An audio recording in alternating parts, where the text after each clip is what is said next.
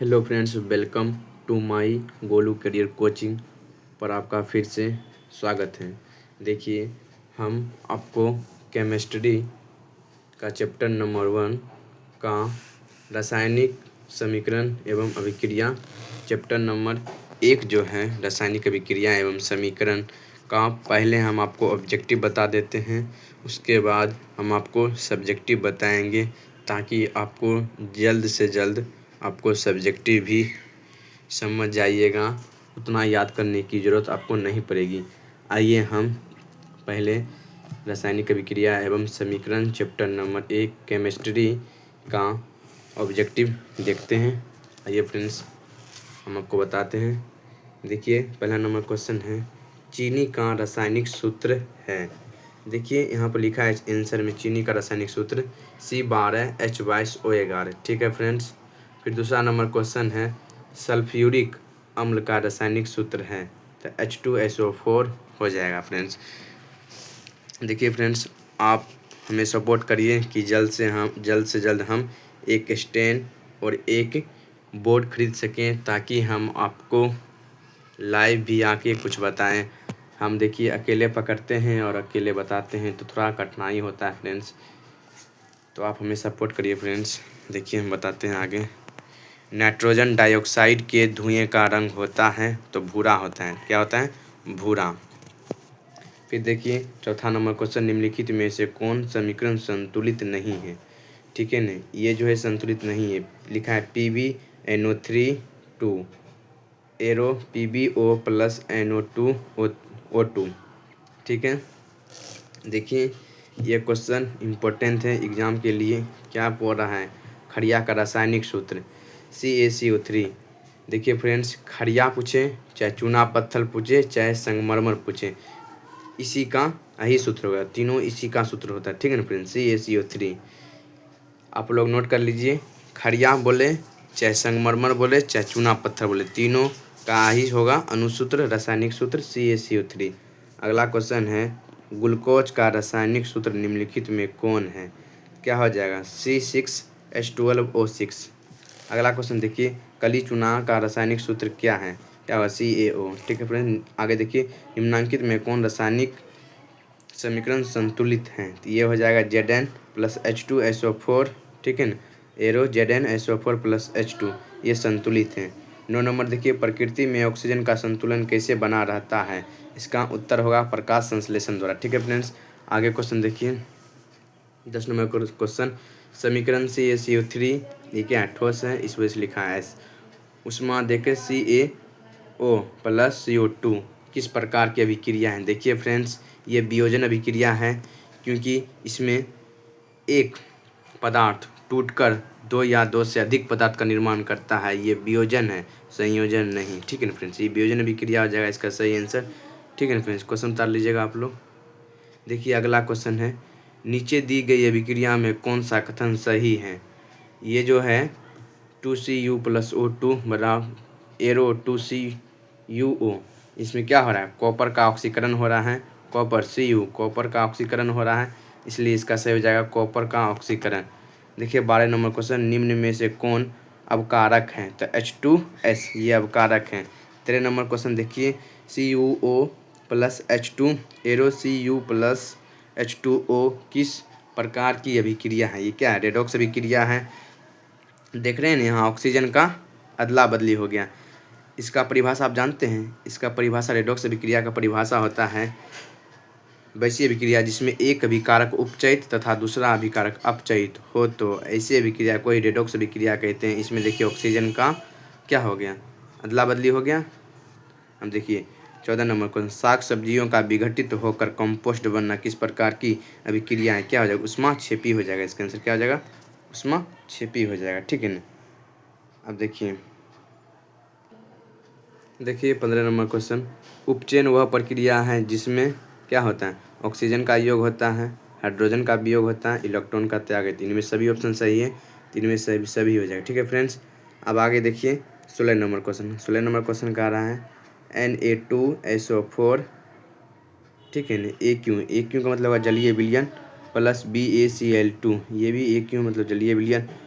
Arrow BaSO4 ये क्या है, एस का मतलब होता है ठोस प्लस 2NaCl एक क्यों, ये भी जलीय विलयन है, नमक है Na। ठीक है, किस प्रकार की अभिक्रिया है, क्या है, द्विविस्थापन अभिक्रिया है, द्विविस्थापन अभिक्रिया है, समझते हैं ना। द्विविस्थापन अभिक्रिया का फार्मूला सूत्र होता है, मतलब इसको परिभाषित करें तो ऐसे करते हैं, ऐसी अभिक्रिया जिसमें अभिकारकों के बीच आयनों का आदान प्रदान होता है उसे द्विविस्थापन अभिक्रिया कहते हैं। तो 16 नंबर जो है इसका सही आंसर होगा द्विविस्थापन अभिक्रिया। देखिए अगला नंबर प्रश्न है 17 नंबर, क्या कर रहा है, Zn plus CuSO4 arrow ZnSO4 plus Cu, यह रासायनिक अभिक्रिया किस प्रकार की है, क्या विस्थापन अभिक्रिया है, क्योंकि देख सकते हैं Zn का विस्थापन Cu जो कॉपर है उसको विस्थापित करके Zn इसके जगह पर आ रहा है, तो क्या विस्थापन अभिक्रिया है, क्योंकि Zn अधिक अभिक्रियाशील है कॉपर की अपेक्षा, यह विस्थापन अभिक्रिया हो जाएगा फ्रेंड्स। अब देखिए 28 नंबर, जब मैग्नीशियम फीता को जलाया जाता है जो उत्पन्न आग की लौ होती है, क्या हो, चमकीला उजला होता है, चमकीला हुआ। जब मैग्नीशियम को रिबन को जलाया जाता है, जो उजला फीता उजलता है ना, तो चमकीला उजला होता है उसका रंग। देखिए ये क्वेश्चन, एक जांच प्रणाली में लिए गए विलयन में एक लोहे की कील को डुबाया गया। आधे घंटे के बाद यह देखा गया कि विलयन का रंग परिवर्तन हो चुका है। उस जांच प्रणाली में विलयन था, तो इसमें था कॉपर सल्फेट CuSO4। फ्रेंड्स, यह विस्थापन अभिक्रिया का उदाहरण बनता है। आगे अगर होगा तो हम सब्जेक्टिव में आपको समझाएंगे, ठीक है ना। यह NCERT का प्रश्न है, यह आपको ध्यान रखिएगा क्योंकि एग्जाम भी पूछ सकता है, ठीक है ना फ्रेंड्स। इसका मतलब CuSO4 मतलब कॉपर सल्फेट हुआ, ठीक है ना फ्रेंड्स। और इससे अभिक्रिया का जो कह रहा है लोहे की कील, समझे ना, लोहे की कील को फेरम सल्फेट कहते हैं ना। तो कॉपर जो लोहा से कम अभिक्रियाशील है उसको विस्थापित करके यहाँ बन जाएगा FeSO4 मतलब फेरम सल्फेट, समझे ना फ्रेंड्स। वही कह रहा है विस्थापन अभिक्रिया का उदाहरण भी बन जाता है। देखिए 20 नंबर, रासायनिक अभिक्रिया के दौरान किसी पदार्थ में ऑक्सीजन का ह्रास होता है कहलाता है। जब किसी रासायनिक अभिक्रिया में ऑक्सीजन का ह्रास यानी मतलब कि घटेगा ऑक्सीजन की मात्रा, क्या उपचयन हो जाएगा। अगर ऑक्सीजन की वृद्धि होगा ना फ्रेंड्स तब होगा उपचयन, जब ऑक्सीजन का ह्रास होगा तो क्या हो जाएगा, अपचयन हो जाएगा, ठीक है ना। 21 नंबर क्वेश्चन, आप कन्फ्यूजन नहीं होइएगा इसमें उपचयन अपचयन, फिर से सुन लीजिए। अगर किसी रासायनिक अभिक्रिया में ऑक्सीजन का वृद्धि, देखिए यहाँ जो ह्रास लिखा है ना ये नहीं, वृद्धि चाहे योग कहेगा ना तब उपचयन होगा, उपचयन, ये अपचयन लिखा है, उपचयन होगा, ठीक है ना। अगर वृद्धि होगा तब, यहाँ का रहा ह्रास यानी घट रहा है ऑक्सीजन की मात्रा, तब क्या होगा, तब हो जाएगा अपचयन। देखिए किस नंबर क्वेश्चन, रासायनिक अभिक्रिया में भाग लेने वाले पदार्थ को क्या कहता है। जो रासायनिक अभिक्रिया होती है उसमें जो भाग लेते हैं जो पदार्थ उसको क्या कहते हैं, अभिकारक कहते हैं। और उससे जो प्रतिफल बनता है उसे क्या कहते हैं, उत्पाद कहते हैं फ्रेंड्स। ये सब आपको ध्यान रखना है। देखिए 22 नंबर क्वेश्चन, समीकरण 2H2 plus O2 arrow 2H2O है एक, क्या है, संयोजन अभिक्रिया है। देखिए संयोजन अभिक्रिया का परिभाषा होता है जब दो या दो से अधिक तत्व या यौगिक सहयोग करके एक पदार्थ का निर्माण करते हैं उसे संयोजन अभिक्रिया कहते हैं फ्रेंड्स। ये जो अभिकारक मतलब आप समझ आइए, इसमें हम बताते हैं, ठीक है ना। ये क्वेश्चन में हम आपको बताते हैं अभिकारक इसमें कौन होगा और प्रतिफल कौन।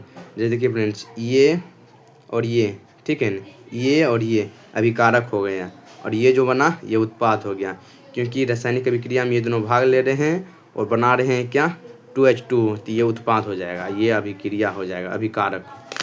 अब देखिए अगला नंबर क्वेश्चन 23 नंबर है, रासायनिक अभिक्रिया के दौरान किसी पदार्थ में ऑक्सीजन का योग कहलाता है। हम फ्रेंड्स पहले भी बता दिए थे, जब ऑक्सीजन का योग होगा तो उपचयन होगा। देखिए ये प्रश्न अभी दूर नहीं है, वहीं पर हम बताए थे, ऑक्सीजन का ह्रास तो अपचयन हो गया, ऑक्सीजन का योग रहेगा तो उपचयन हो जाएगा। देखिए जो उपचयन यहाँ पर है। देखिए 24 नंबर है, निम्न में कौन ऑक्सीकारक की क्रिया नहीं है। जो अवक्षेपण है ना, या ये जो अवक्षेपण है यह ऑक्सीकारक की क्रिया नहीं है, ठीक है ना। जैसे कि भोजन का पचना, ये सब क्या है, ऑक्सीकारक का है, ऑक्सीकारक है, लेकिन अवक्षेपण जो है ऑक्सीकारक नहीं है। देखिए 25 नंबर का है, निम्न में कौन विस्थापन अभिक्रिया का उदाहरण है। देखिए Fe प्लस CuSO4 एरो दे दिया है, FeSO4 प्लस Cu। देखिए फ्रेंड्स, यही विस्थापन अभिक्रिया का उदाहरण है, ये देखिए हम बताए थे लोहा है, यानी ये वाला क्वेश्चन देखिए जो बड़ा वाला था, ये जो लोहे की कील था ना, ठीक है ना, यही वाला हम बताए थे ना कि हम बताएंगे, देखिए हम बता रहे हैं, ठीक है ना फ्रेंड्स। इसमें कुछ हुआ क्या इस प्रकार, जैसे कि यह है लोहा और ये क्या है, कॉपर सल्फेट है। जो लोहा है वो कॉपर से अधिक अभिक्रियाशील है, इसीलिए जो लोहा है ये कॉपर को विस्थापित कर देता है, मतलब हटा देता है, और इसके जगह पर ये आ जाता है इसके साथ, ठीक है ना। ये क्या था, कॉपर सल्फेट था, अब हो गया फेरम सल्फेट, कॉपर को विस्थापित कर दिया, इसलिए विस्थापन अभिक्रिया, ठीक है ना फ्रेंड्स। अब देखिए 26 नंबर क्या है, सिल्वर क्लोराइड का रंग होता है। सिल्वर क्लोराइड जब कहेगा तो इसका बोलिएगा आंसर सफ़ेद। एक और क्वेश्चन होता है, सिल्वर आयोडाइड का रंग कैसा होता है, तो आप बोलिएगा उसका पीला।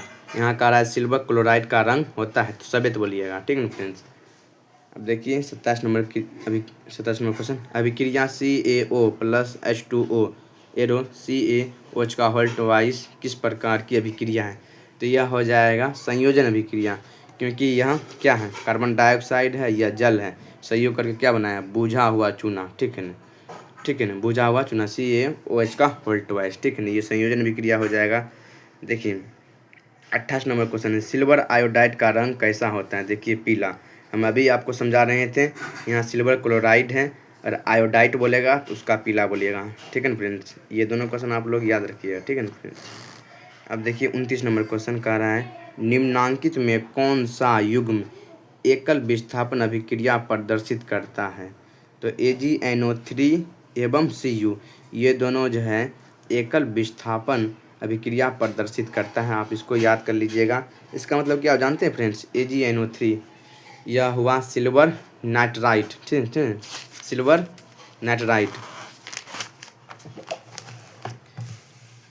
अब देखिए जल के एक अणु में कितना, 30 नंबर क्वेश्चन है, जल के एक अणु में हाइड्रोजन एवं ऑक्सीजन के परमाणुओं की संख्या का अनुपात क्या है, तो 2 अनुपात इसका आंसर हो जाएगा, 2:1। आप लोग सोचिएगा ये कैसे बन गया, तो देखिए फ्रेंड्स यह क्वेश्चन बनाने के लिए आपको सबसे पहले जल का अणुसूत्र याद रखना पड़ेगा। क्या कर रहा है, पहले जल का अणुसूत्र होता है H2O। अब देखिए समझाते हैं हम आपको, जल के एक अणु में देखिए ये फ्रेंड्स यहाँ एक अणु की संख्या होता है, और ये जो लटका रहता है ना तो नीचे आ जाता है, ये परमाणु होता है, समझे ना। अब कह रहा है जल के एक अणु में, ये एक है अणु में हाइड्रोजन, ये हाइड्रोजन हुआ H एवं ऑक्सीजन, ये ऑक्सीजन हुआ O के परमाणुओं की संख्या का अनुपात क्या है, तो पूछ रहा है परमाणु की संख्या, ठीक है ना, अणु की नहीं। देखिए ये हाइड्रोजन पहले पूछ रहा है, हाइड्रोजन एवं ऑक्सीजन, तो हाइड्रोजन में कितना 2 और ऑक्सीजन में 1, कुछ नहीं तो यहाँ 1 छुपा रहता है, तो 2:1 हो जाएगा इसका आंसर। देखिए 31 नंबर क्वेश्चन है, शोषण किस प्रकार की रासायनिक अभिक्रिया है, शोषण जो है वह उपचयन है, शोषण किस प्रकार की रासायनिक अभिक्रिया है, उपचयन। देखिए 32 नंबर क्वेश्चन, अभिक्रिया जिसमें आयनों का आदान प्रदान होता है कहलाती है द्विविस्थापन। हम आपको पहले भी बता दिए थे कि द्विविस्थापन अभिक्रिया का परिभाषा समझ सकते हैं आप, यह है। 33 नंबर क्वेश्चन देखिए, एथिल अल्कोहल का व्यापारिक उत्पादन किस रासायनिक क्रिया द्वारा किया जाता है, तो हो जाएगा किण्वन इसका आंसर। ये सब आपको याद करना पड़ेगा फ्रेंड्स, देखिए यह सब इम्पोर्टेंट है, ठीक है ना फ्रेंड्स।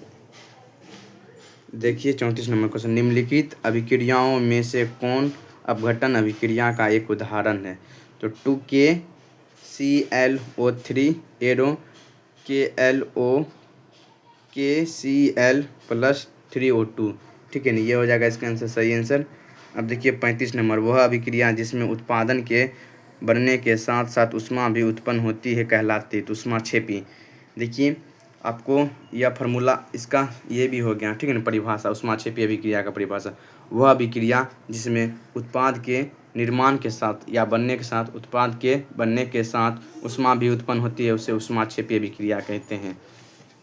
36 नंबर क्वेश्चन देखिए फ्रेंड, निम्नांकित में कौन सा पदार्थ बिना ज्वाल के जलता है, जो कोयला है ना बिना ज्वाल के जलता है, जैसे मोमबत्ती होता है वह ज्वाल का जलता है, लेकिन कोयला जो है बिना ज्वाला के जलता है, समझिए फ्रेंड्स। जो कोयला है लो नहीं देता है, और जो वो जो होता है मोमबत्ती वो लो देता है, इसलिए कहा गया है।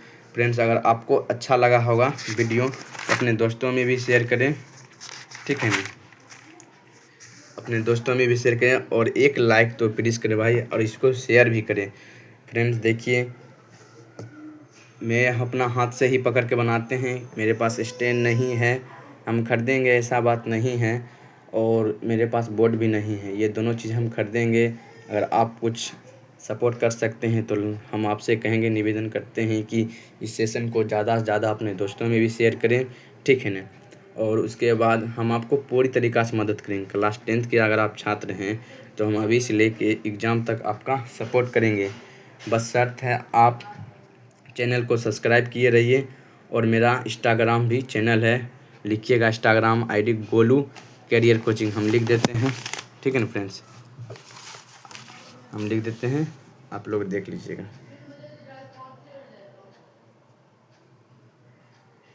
Golu career CAREER career coaching COACHING, ठीक है ना फ्रेंड्स। ये मेरा इंस्टाग्राम, ठीक है ना, इंस्टा INSTA, समझे ना, इंस्टा का आईडी है। फेसबुक पर लिखिएगा गोलू पदार्थ तो आ जाएगा, टेलीग्राम पर लिखिएगा गोलू कैरियर कोचिंग, उस पर भी आप ज्वाइन हो जाइएगा। मेरा व्हाट्सअप नंबर है, देखिए लिख देते हैं, 93 41 68 20 57। अगर क्लास 10th से संबंधित अगर आपको कोई भी प्रश्न, कोई भी बुक, ठीक है ना, हिंदी इंग्लिश कोई भी बुक, खाली उर्दू छोड़ाकर बाबू आपको, और इंग्लिश छोड़ाकर आप कोई भी बुक से हमसे कोई भी सवाल पूछ सकते हैं। आप क्वेश्चन भेज दीजिएगा, अगर हम उसका आंसर भेज देंगे, या हम यूट्यूब पर आकर आपको बता देंगे। फ्रेंड्स, आपसे ही निवेदन करते हैं कि आप सपोर्ट करिए फ्रेंड्स, कि जल्द से जल्द हम आपके पास लाइव भी आएँ। Thank you friends.